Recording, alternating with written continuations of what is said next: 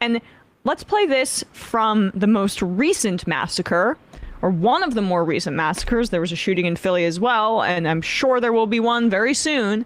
But the Highland Park massacre that happened on July 4th, this is a reporter speaking to Highland Park police about how the shooter, Bobby Crimo, was able to legally buy the gun after he had 2 wellness checks on him and had other weaponry like knives taken away from him because of the threats that he was making. How that did not set off some sort of red flag law in Illinois when that's supposed to happen under their state regulations. Sir, the shooter passed 4 background checks despite these reports of an attempted suicide and the fact that he said he wanted to kill everyone and had this knife collection. How is that possible in a state with some of the strictest gun laws, and how frustrating is that for you? So a couple things. I made these comments yesterday that I think we need to increase our awareness about the red flag law. We can certainly get you the details of that red flag law. We have a little bit of information about that today. Law enforcement says because the shooter's family didn't press charges or request weapons be taken away as part of the red flag law, the troubling incidents did not impact him buying the guns. Could the police have made that request, though, if the family didn't? Since the police went out to the home, could they have? It's on a case-by-case basis, and it would depend on the individual information.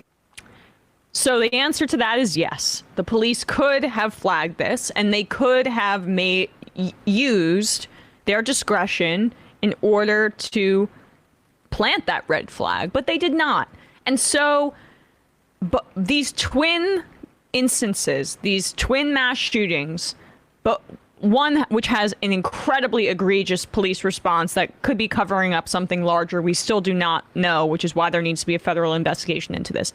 And the kind of just standard police response here, which is to not take these kinds of things seriously, it just goes to show that leaving gun control in the hands of the discretion of cops and responding to gun violence and massacres like this is not the right way to go. And you know what? The bipartisan bill put together by Cornyn and others, heralded as this big victory, does exactly that.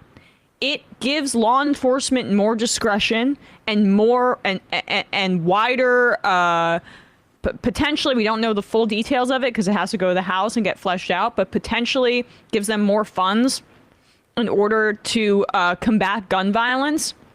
It's all empowering law enforcement to this degree. It's the wrong way to go.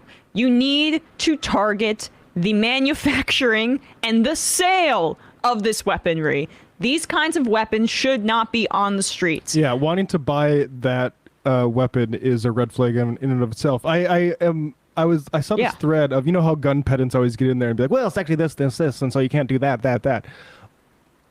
They were convinced that that was an AK-47, and they're like, look at all the people that are going to say that he bought it legally, right? Well, guess what? It wasn't. It was a gun that he actually bought legally. So now what?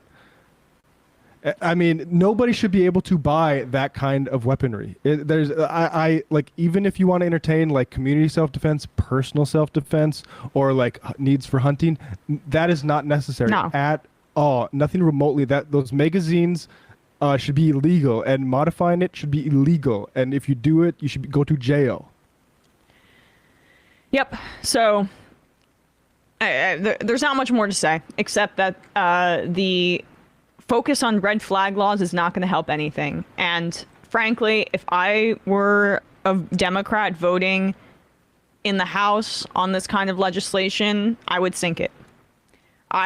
There's zero value in giving Republicans a rhetorical victory where they can seem like they're more reasonable on gun control than they are for legislation that's going to do absolutely nothing and might actually have negative effects because it gives law enforcement, gives cops who have been proven to be incompetent at best nationwide, more power, which is the exact wrong thing that we need right now. Yeah, as they tell us to go out and protest for abortion rights, they're giving the cops more money. Who's going to be smashing heads? Yeah.